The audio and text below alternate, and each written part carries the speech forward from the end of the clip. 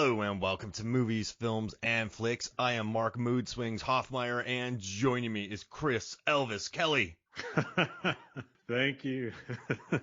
I mean, we have Hollywood Adonis Creed. We have Pretty Ricky. So you like Elvis, so you would walk in there with your suit, your karate chop, and your high kicks. I feel like that would be your boxing persona. I'd have more rhinestones than Rockula. I said if anyone else out there has seen that movie. You would get sued by the WBA and WBF because you'd rhinestone their boxing belt. I get sued by anybody who has an anagram is the thing. Dolly Parton would just... If you became champion, you would bedazzle the belt with just rhinestones. They'd give you real jewels, but I would have to add fake ones. Just like load it up that you could see it from a quarter mile away. Hey, so we're finally doing this, Chris Kelly. We covered all the Rocky movies. We did all the final fights for those. And now we're on to the Creed franchise. We've watched Creed. We've watched Creed 2. We've watched Creed 3. We're going to wait a little bit for Creed 3 so it comes out on Blu-ray so we can get more of the extras behind it. I do think it's really cool that Michael B. Jordan based a lot of took inspiration from anime for a lot of the Creed 3 fights, which is pretty awesome. So we're going to do Creed 1, we're going to do Creed 2 because there's just so much information out there about these two fights. And then when Creed 3 drops, we can do more research and cover that on Final Fights. How's that sound, Kelly? That sounds great. Mark the Dart. Mark the Dart. He's throwing jabs. Speaking of Mark the Dart, Ricky Conlan, who is the one. So the last fight here is between Adonis Creed and Ricky Conlan, and Ricky Conlan is just a massive amount of man, and he moves so incredibly fast in this movie. Like the fight between them, the last match, it's just nonstop, pow, pow, pow, pow, right, left, right, left. The first round of this is just a nonstop clubbering festival. I mean, I just finished watching it for like the 9th time, and it's just, you really feel these punches. They're just nonstop hammering down on Adonis. Listen, I think a lot of that like these fights look great, and I think a lot of the credit needs to go to Tony Bellew, who was a professional boxer. I mean, Tony the Bomber Bellew. And what's random, he even lost a fight to a guy named Adonis Stevenson.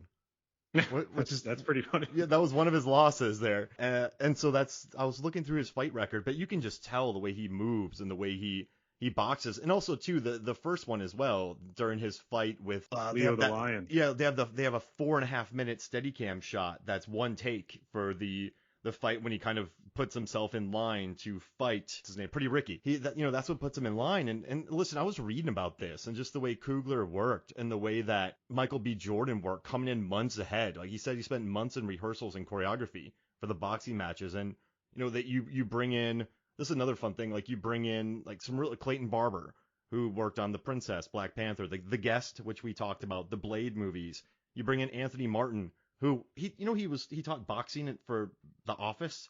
He was a boxing coordinator for The Office show. I guess there's some boxing in that. Wow. Yeah, so I thought that was kind of a random fact, but you have like the Steadicam operator even learned how to like Benjamin Semenoff.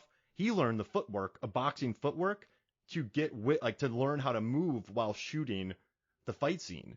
So all of these are just a really well put together fight scene. This final fight's excellent too because you got Rocky in the corner. You got Creed boxing. You got him trying to this is exactly like Rocky. You actually like the guy he's boxing against. It's just a really awesome setup. And this is watching Creed again. I love this movie so much. So I'm glad we're talking about it. To kind of go back to that first fight that we were talking about, there's a great write-up about it by Cooper Hood for Screen Rant, where he does a play-by-play or blow-by-blow, I don't know how you want to look at it, but of how they did that. And they had the hair and makeup department right off the side, and as soon as the camera would be on the other actor, they would run in and start applying stuff and a little bit of blood here and there, and then they'd pull back, and then as soon as the other person was on the screen, then they would run in and put the hair and makeup on the other guy. It was very intricately done. It was done very much like a dance. It was absolutely gorgeous scene. I love that whole thing. Like you said, it's 4 minutes, 2 rounds, and then TKO in the end of the second round against Leo the Lion. It shows they put in the work, because you watch so many fight scenes nowadays, and I've done so many final fights where I feel like the fights are kind of chopped into oblivion. And then you also can watch sometimes oneers where they're so focused on the oneer, the choreography isn't that great. You can sort of tell that it's still a great dance, but it's more of like it's just like, hey, it'd be cool if we put a oneer in here, but there's no real reason for it. This oneer in this first, this isn't the final fight yet, but this oneer works because I think first and foremost, it shows how committed Michael B. Jordan is. Second, it works in regards to like, it feels like you're a fly in the wall watching this. And so I think there's a very organic reason why we're watching this. So normally a oneer has to really earn its right to exist, and this one does. And I think it does a good job of setting up the final fight as well. I mean, he beats his first ranked opponent. He looks good. You see how good that Michael B. Jordan has moved. And I mean, yeah, it's a really good example of choreography, camera work, and actors putting in the performances. And there's also another oneer where you're watching Adonis going into the boxing match, into the boxing ring, and you're just with his trainers and Rocky talks to him saying like, you feel nervous, but this is normal. You know, you're gonna have to take some deep breaths, and then you hear the music a little bit. You can hear the bass from the Tupac song as Adonis is walking towards, and then he finally gets out into the crowds. You see the ring, and it just, to me, whenever you're looking at the ring from his perspective, I started to feel a little bit in my gut, because it was like that one take that you are with him and you're not going to leave him, and you're behind him as well. Like the way it's shot is you're behind everybody, so you feel like you're part of the team as you're going in. You're just like, oh my gosh, like what is going to happen? It's just so beautifully done. And when he gets up into the ring and we continue to look around, it's just like it's very, very well. You feel with the whole team there, and you just feel the dread, but the excitement, if that makes sense. You just want to know what's going to happen. And then of course the lights go down. You see the fire breather. You see the twinkles of lights, and then all of a sudden here comes Pretty Ricky, and you're like, my first thoughts are, oh my God. Yeah, that was awesome. And I love how literal the songs are too. You have Tupac's Hail Mary, and then you have Don't Waste My Time by Krypton Conan. So you have, I like how literal they are. Like, he's getting a Hail Mary shot. This is his sort of, they gave him this as a sort of, and also this is Pretty Ricky's last chance to make bank. So it's kind of his Hail Mary to make money before he goes to prison. And then you got Don't Waste My Time, which makes me happy. Like, it's literally like literal songs, and I really like that about it. And also too, I mean, it's just so nice about bringing in Tony Bellew too. I mean, this guy knows his boxing. He fought for championships, and so having him in there, the way his footwork, the way he has footwork, the way he punches, the way he moves, the way he hits, like, he just looks like a boxer. And I think he adds a lot to the movie as well, because he's not super chiseled, right? He's not like Florian in Creed 2. He's not like Drago in Rocky 4. This guy just looks like a, part of my language, but like a brick shithouse. He doesn't have the six-pack abs. He looks like a dude that if you meet in an alley or in a pub and you're with four friends and you see him by yourself, you're walking the other way. You're like, well, no, I'm not messing with this dude. So I think he adds a lot to the film. Just kind of, he just looks like a boxer. And I dig that about him. And this is a good final fight. Like, I think this rates up there with all the other Rocky final fights, I would say. I mean, I don't think it's as iconic as Rocky or Rocky 4, but I think it holds its own because both these guys are just so committed. And there's a good narrative throughout it, which I love. Like, it's just Creed holds his own. Conlan's kind of shocked by that, and then he wins respect. I think there's a good story. Also, man, I think my favorite part of this fight, and we can go through all the rounds later, but it happens right before round 12, where Adonis's eye is busted shut, and the ref comes up. He's like, "How many fingers I holding him up?" And Stitch hits him 4 times on the neck, and he's like, 4. How many now? And he hits him again, 2. Like, it's so dirty, but they want their guy to fight. They want him to win. And then I think my favorite line is like, "I just want to make sure I'm not a mistake." Like that. I mean, this is a movie about people punching each other in the face, and there's like several moments in this movie, Chris, where I teared up. I did. It's a beautiful film, yeah. Yeah, and like, it's Coogler. I mean, Coogler's just such a good director. But I think there's a neat narrative in this fight. Once again, he loses. But also, too, like, I like the crowd work in this. I loved Creed 3, but I felt like the crowds were a little too expansive and a little unbelievable. I thought the fights were good, but some of them just look very video game-esque. And I know Michael B. Jordan wanted to do like an anime look, video game look. But I loved how the crowd got into this. Tessa Thompson being there. Like, I love her smack talk. I love his smack talk. It's just a good... I keep saying this, but I really like the narrative of this fight. Yeah, I mean, you're discovering Creed's forgotten son. We knew that he had children to begin with, but like you're finding the one son that just kind of was not prominent throughout the entire series, and you're finding out that he wants to follow in his father's footsteps. So it's a beautiful film and storyline altogether. And that whole fight is just beautifully choreographed. And then, like you said, his eye is swollen shut, and then he gets tapped by Stitch, and they're just kind of trying to smooth out his eye, but there's no way. That thing is swollen shut. Mm-hmm.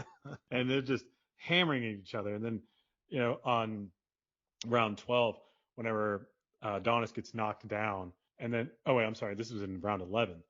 He gets knocked down, and then he just kind of shoves himself back up because he has a vision of his father. Yeah. And then the announcer says, Adonis is getting up like a man who's possessed. Yeah. And he comes in and just starts swinging at him. And then, of course, in the 12th round, where they're just kind of, they are beating the tar out of each other. Mm-hmm. And he knocks him down literally at the last second. Adonis knocks down Conlan at literally the last second, and is the first time in all of Conlan's boxing career where he got knocked down. And that's whenever we discovered that Ricky actually is still the winner because he had way more hits and way more blows, but Adonis wins the crowd. Yeah, absolutely. And the respect, like that, I think that's what he wanted. He just wanted. It's like the end of Rocky, where Apollo Creed still won. Obviously he won, but Rocky won the respect of everybody by getting down the undisputed champion of the time, getting him knocked down, which no one has ever done. And that's what makes him more respectful. Absolutely. And you and I aren't the offspring of some of the greatest boxers on the planet, but that's kind of a weight too. If your dad is known as one of the greatest pugilists of all time, it's going to be a look that you're going to kind of have to deal with. And then especially if you get into boxing with sort of the nepotism and the weight on your shoulder to match who your father is because of your expectations. Like, that's just a lot. And also too, like, one thing I love about this franchise is how Creed always has that chip on his shoulder, whether it's 1, 2, or 3. Even when he's made millions in Creed 3, you can still feel he has this chip on his shoulder. He still wants to fight. He's still got that temper. And I love in this movie when he starts, in the final fight, when he starts talking smack to Pretty Ricky. Like, I love when he just starts kind of jabbering back at him. And I dig that. I like this version of Creed. Rocky was very earnest. Rocky was like, hey, I just have a head that's impossibly hard, and I hit hard, and I have good cardio. But he would be like, come on. But I think Creed is different in that Creed has, Creed grew up in those foster homes. Creed grew up fighting. And so he does have a chip on his shoulder. He does have that anger. So I love hearing his smack talk during these fights. Like, I love just listening to him jab back at these guys and not take it. And no, that's like probably one of my favorite things about this fight. And like, also too, we've watched all these Rocky fights, and it's really like you have to have a narrative for this going in. Like, so I like how all the rounds are different. So he's getting taunted, he's getting knocked out, but then like he lands, like blood comes in and is like, you belong in here. And then they go back and forth. He gets destroyed. There's slow motion. The fight goes dark. And then you have like the speech with you have the speech like, I want to belong, getting tapped on the neck. If it was just a boxing match, it would be boring. But all the little aspects that they did to this with some of the slow motion shots, when he falls to the ground, when he gets crunched, I think it does a good job of telling the story as well. Where would you rate this with the other final fights? Out of all of them, or are you talking about the Rocky? Yeah. Well, out of all of them, where would you put this? I would say this is probably. I'd say Rocky 1 is Rocky 2 is, I think, number 1. Rocky 1 would be number 2. Number 3 would be Rocky 4, and then I'd say Creed. Creed ranks number 4 because this is. I just like the story behind it, but it's like, to me, Rocky 2 being the rematch, and then them both falling down at the same time, which is unbelievably iconic. And then the underdog story in the first one, and then part 4, that is just nonstop brutality, left and right for like 30 minutes almost. I forget what the actual number is. And then this one just has a great story behind it, but you almost like kind of expect what's going to end. I think that's what's kind of making this rank number 4 for me. But the original ending that was written out was a little bit different. I think it was changed. I'm not quite sure. I don't know if you wanted to talk about that for a second. But the original ending was supposed to be that Adonis wins the boxing match. But apparently Sylvester Stallone had taken a picture of the script and uploaded it onto Twitter on December 28th, 2014. It's rumored that that's the reason why the original ending was changed. I don't know. Do you think that was the reason why it was changed, or do you think that was kind of like they were going to shoot that, but then they're going to shoot multiple different endings and see which one worked? Well, when did this movie wrap? It came out in 2015. So, yeah, 2015 release date. And so I guess you could have still been shooting in 2014. But he put that up. And that was changed. Yeah, that was. I read the article on page 6. I thought that maybe that had something to do with the ending, but then again, they would have shot multiple different endings, like we know from watching Rocky Balboa that they shot.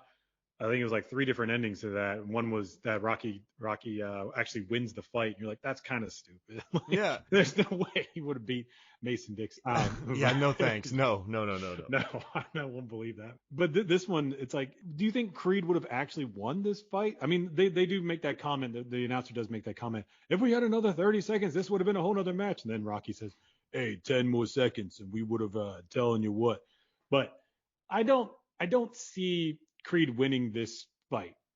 No. At the end of it, I see Conlan just beating him mercilessly, but I think that he would have had a really good upper hand. But maybe if we had like another 30 seconds, I don't know. What do you think? Another 30 seconds, and he would have maybe gotten Conlan down for that second time. But they did say in another section of the fight, they're like, if Conlan had 30 more seconds, the fight would be over. No, so, yeah, definitely. I mean, listen, Conlan's the champ. He's the pro. Adonis is tough as the toughest nail. But I think if Adonis wins, like, what does he? I think this movie has to end with him accepting who he is and him finally feeling the respect of him. And this is, for me, I'm not a mistake. The importance of this fight was Creed learning that he can hang and that he's not a mistake and that he belongs there and he can live up to his father's legacy. So if he wins, I just think that's a little too soon. I really do. And also, man, listen, there have been upsets in MMA. There's been upsets in boxing, but I feel like they're quite rare. So I think this was Conlan's fight to win, and Conlan won it. He won most of the rounds anyway. I think maybe the last one was probably a 10-8, but Conlan had a couple 10-8s. So on the scorecard, he was winning. The only thing that he could have lost by was just dropping. And so if Creed just knocks him out, I don't think that would have worked. No. I think that if they did shoot that, I mean, they did shoot it, I think. If they did use that ending, I think that the audience watching that would just go, no, I don't believe that. And I don't think that it would have been a very good setup for Creed 2 because everybody wanted to see a Creed 2 after watching Creed 1. Yeah, absolutely. And with the amount of talent you had behind the camera, I mean, Stallone was nominated for an Oscar for this role. I mean, this was a very, very popular and lucrative film. So, yeah, I mean, but here's the thing, though. If he wins, I don't know. He's supposed to be happy with himself and happy with Bianca and happy with his mom and get the respect. That's the point. He has to be happy with himself first. And so even if he loses, but he still is like, I belong here. I think that's the better message that we want to go with rather than a sort of Cinderella story knocking out Conlan and then the dude has to go to jail for 7 years. Yeah, that wouldn't have been a very good ending. I mean, we're all aware that he's probably going to go away for a long time. The one thing I've thought about, except for Creed 3, but in Creed 1 and 2, like I love Drago, I love Drago's kid, I love Conlan, but I think the one thing that keeps these fights from being all-timers is that you don't have the charisma of a partner of like a Carl Weathers. I mean, Carl Weathers in 1 and 2 is unbelievable. And as much as I like Pretty Ricky, as much as I like Tony, as much as I like Florian, they don't have the Carl Weathers charisma. See, the thing is, they got an actor to play a boxer with Carl Weathers. And with Tony Bellew and with Florian, they say Florian, we'll talk about this in the Creed 2 final fight, but, Tony is an actual boxer. So, of course, he's not going to have the acting chops of a Carl Weathers. So, I guess you're trading believability for on-screen charisma. Because, listen, Chris, we've been on a lot of film sets, you and I, and you can have all the charisma behind the scenes. When a camera points at you, it's a different world. It's a different world completely. So I think Tony does great, but I guess that's the one thing that maybe prevents these fights from being super, like matching up with the fights from 1, 2, and 4 is just the charisma of the villains, quote unquote, that they're fighting. But I mean, I still think Michael B. Jordan has it. I still think Tessa Thompson has it. Like, I love listening to Stallone just like talking about it, like, you're like this. I love his instructions from the ringside where he's like, you belong in here, and I love the announcers too, like he's in a vacuum. It's just it's good work, and like I love the score by Ludwig Göransson. Like I think that works as well. I think it blends a little bit of new, and I think they know when to bring in the actual Rocky theme as well, and they don't overdo it either, which is kind of nice. They make it its own sound too, which I really like that a lot. And they didn't do it kind of cheesily like they did with Rocky 5. They actually made it like a good sounding soundtrack with a little bit of like the bells being rung and everything. Yeah, and listen, I've been thinking about rebootquels lately, and I think the Creed franchise is the best rebootquel trilogy of the recent ones. So I think it's better than the Star Wars rebootquel trilogy. I think it's better than the Jurassic World rebootquel trilogy, and I think it's better than the Halloween rebootquel trilogy. I think it just works. I think it knows how to tie in new characters with legacy characters and make it feel somewhat organic. It never feels shoehorned in. So after watching all three, I think it's the best of the rebootquel trilogies, and that's tough to do. I mean, you have a property like Rocky. I mean, it's smart bringing back Stallone, but you have a property as iconic as Rocky, and then you do this, and then make it be so good. I dig. This has been fun watching this again. I've really enjoyed revisiting these franchises. Yeah, I love these movies. And I agree with that. The rebootquel thing is very difficult to accomplish because it's like you're trying to rediscover a franchise that maybe people don't care about anymore. And this one is adding a different character, but also really trying to explain more of those movies. And I like this one a lot. I think this movie really does kind of make things like explains more, makes it more richer feeling. If that make any sense? And I really love the sound in this one. Like I'm not sure about you, but I'm big into listening to the movies with for their sound. And whenever the first punches hit Adonis at the beginning of this last match, it is like a thunderous shake from the subwoofer. Like everything else, I mean, you know the music. What I also really enjoyed was the sound mixing that they did with the music, which is whenever they're walking out, it feels like the music is being played in the theater or boxing arena. I'm sorry. Not like it's being played through a soundtrack, if that makes sense. Like it does, if you feel like they're listening to this, you feel like you're actually there, which makes the movie seem more believable.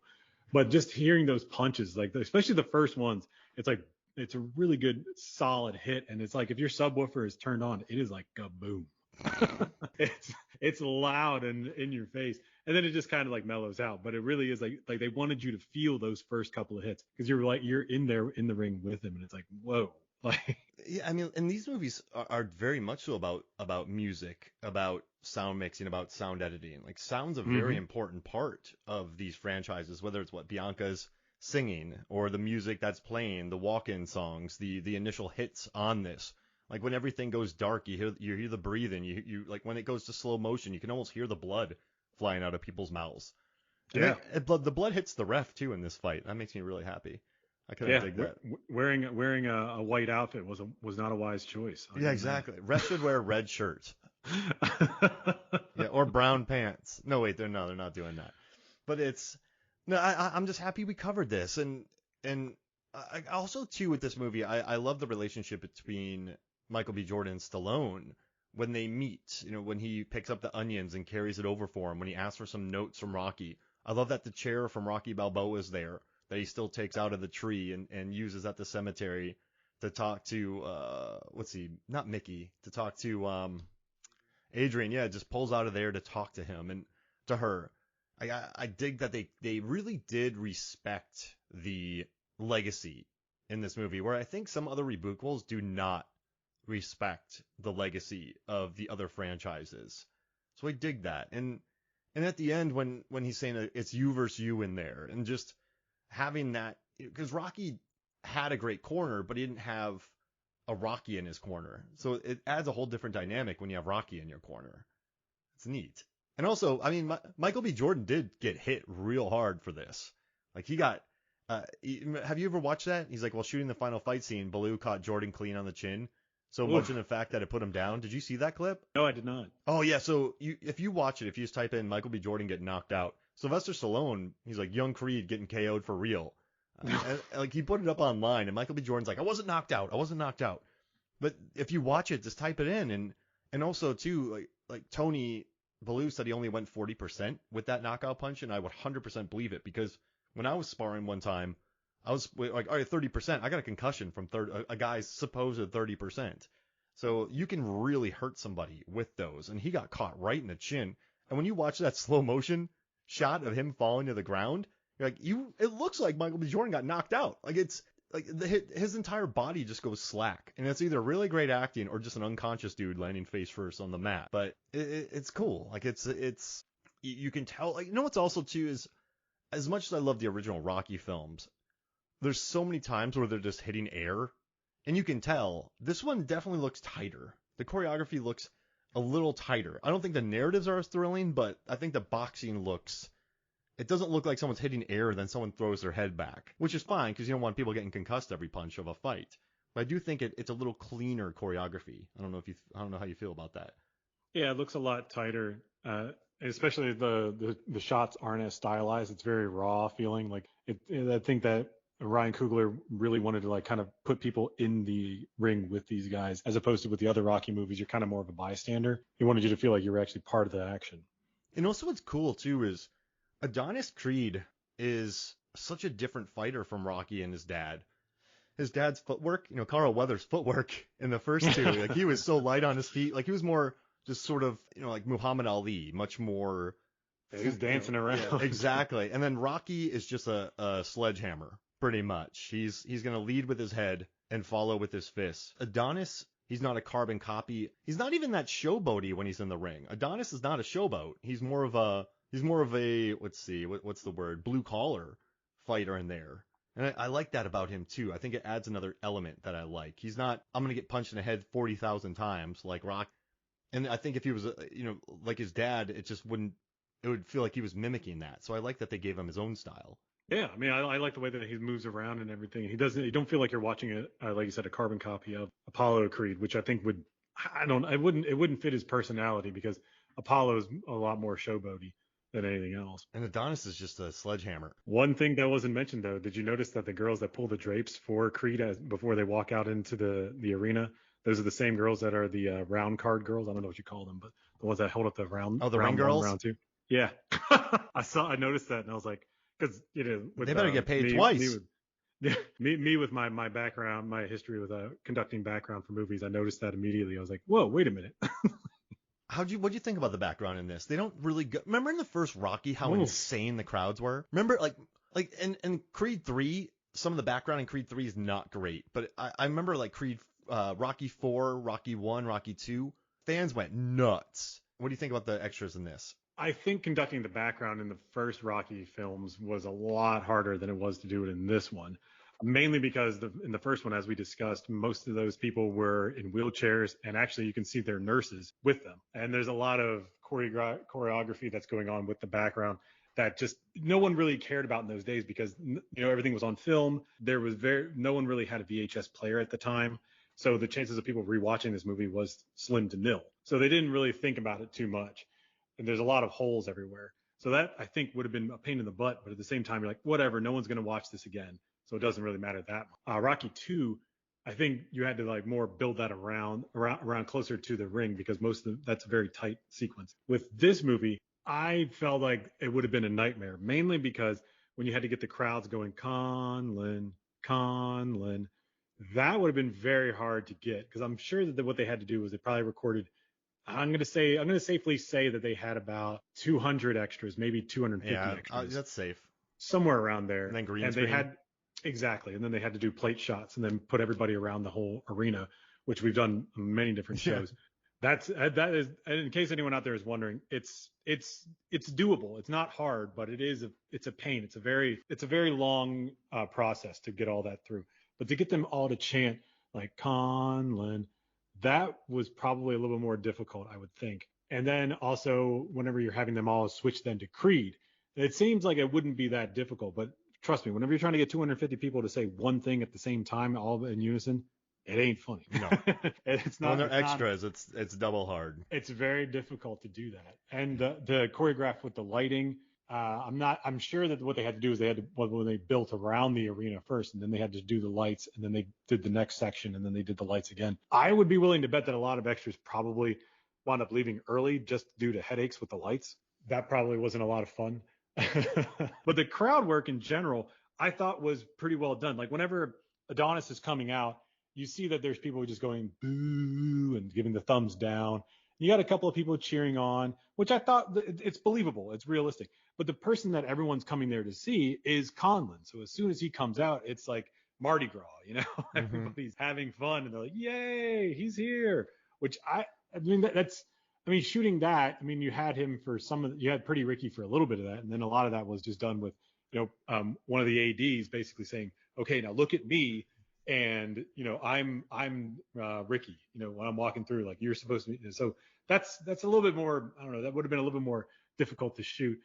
But I assume that was probably about a 2-week process, maybe. Yeah, I mean, it looks good though, and Yeah, listen, they had to make it seem like Goodison Park in Liverpool was packed. Like that's not easy. And you're right, you're gonna have to plate shot it. You're probably have to grab 20 extras and then have them act in front of a green screen and then populate the rest of the crowd. Like I had to do that on Hunger Games too, where you get 20 extras and they stand and boo and clap and cheer, and then they just populate. We did that for an entire day, and then they just populate all the crowds. So we had to do that for several different movies. I did it for the Tomorrow War, the scene where they're all protesting. It was like 15 background, and then we had to move them like a little further. And then it's interesting because when you're watching it, you're just like, yeah, that was actually 15 extras. It looks like a couple hundred. Yeah, it's nuts. And that was a very eye-opening experience for me. So whenever I see really digital crowds, I feel for the filmmakers because, listen, you're not going to pack Goodison. You're not going to do it. Like you're not going to get Wembley. Like you're not going to get the O2. Like you're gonna have to. I mean, maybe you could have people stay after a fight is over and have them work till 6 a.m. like they did with Rocky Balboa. Rocky Balboa. Yeah, but I mean that's just as tough too. And people are unruly. People are drunk. So just slap in digital crowds. Who cares? But yeah, unless you can do Major League, which. If anybody out there wants to talk about that, whoa, check out that podcast Mark and I did. Like, what was it, 20,000 extras? Oh my lord! And then Dark Knight Rises did that too. Like you can bring people out. It's just, but I mean, this still looks 10, good.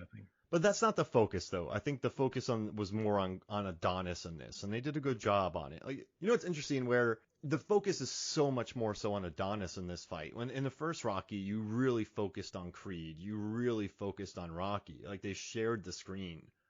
In this one, the majority of it is about Adonis's tale. Conlan's important, but he's not the main focus like Weathers was, like Apollo was. So I think even though they have that gigantic stadium, you can get in close because this is Adonis's story and Rocky's story.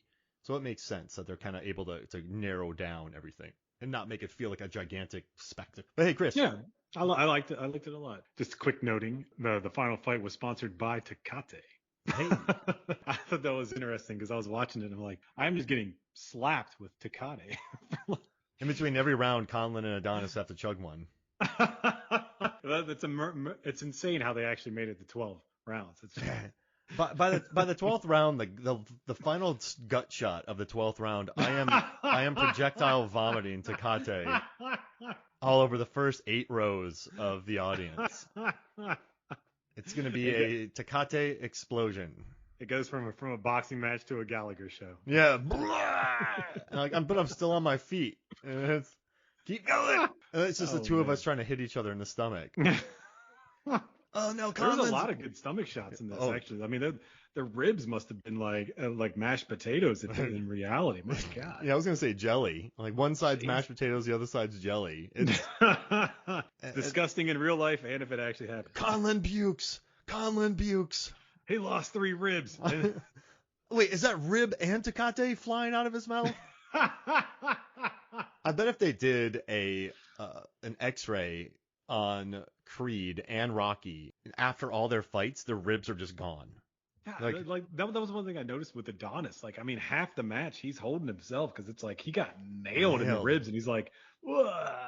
His liver has exploded too, so it's everything. Yeah, I think they're like, listen, you're technically dead, but you're still alive somehow.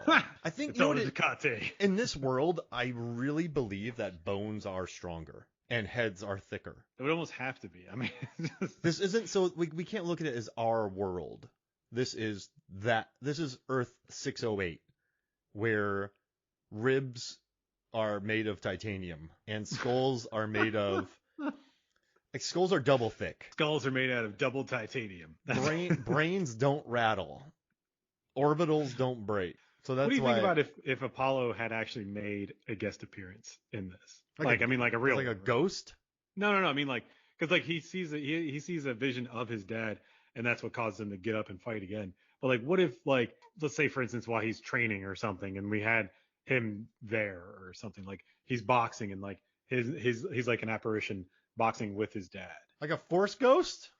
Yeah, what do you think? Like, do No. you think that, you know, I'm not saying it's a good idea. No, I'm just saying it's an aid and it's an idea. I mean, No, I like it, but I'm just in my head. I'm thinking because he never met him, yeah. and so he wants to live up to them, but he also is like that dude just put me. I lived in foster homes, so it's. I mean, Well, I just got that memory of whenever when Carl Weathers is giving his recipe for a rib stew. yeah, we're getting our stew on, baby.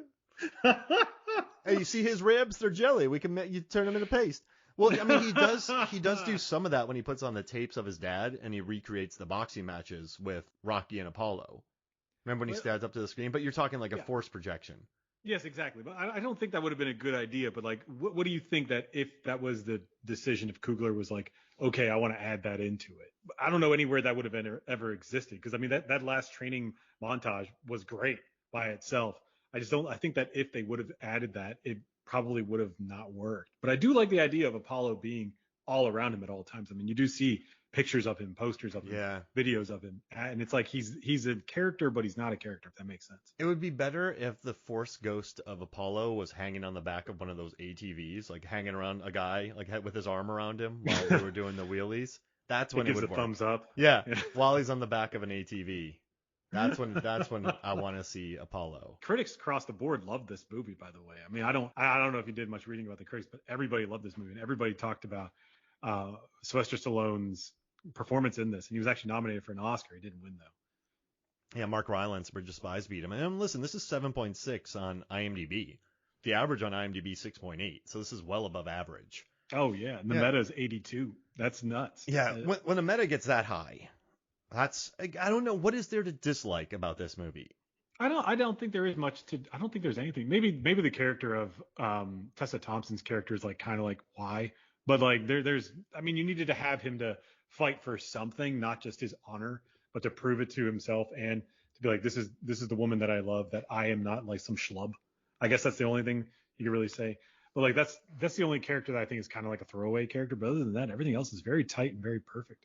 Yeah, I think she's great. I think she's good too. I like her music too. And I mean, yeah, exactly. And I mean, listen, you have Adrian in the first one, so then you got this relationship, and I like the knocking on the door scenes. I like, he knocks on the door and he's kind of he acts all tough and he acts all nice about it. So no, I like that about them, and I think throughout the franchise they grow to be a really good team too. So yeah, I think it's very very solid. If anybody's out there interested in wanting to watch this, it's currently streaming on HBO Max, TNT, TBS, Amazon Prime. You can always get it to rent at Videodrome here in Atlanta. Where can people find you, Chris Kelly? I got to plug those guys. I love Videodrome so much. You can find me on Instagram or I guess walking around as well, Atlanta. My podcast is Classic American Movies. We're still putting out new episodes whenever I can. I'm blessed right now to be able to have some time to be able to put out a few episodes. Please check it out anywhere you can find your podcast. Yeah, check it out. Check out the Zombie 2 episode. That was a great one. Yeah, I love that episode. I actually listened to that again the other day, and I was like, wow, that was good. Hoffmeyer. Classic Hoff. Well, hey, I just want to tell everybody, just thank you for listening. We were just #1 in India, so if you're currently in India right now and you are listening to the podcast, thank you so much for checking us out and being a fan. That actually means a lot to us that, there's 2.5 million podcasts out there and you spend your time listening to movies, films, and flicks. So I really appreciate it. So thank you so much for that. So for me, Mark, Mood Swings Hoffmeyer, for Chris Elvis Kelly, this is Movies, Films, and Flicks. We'll see you next week.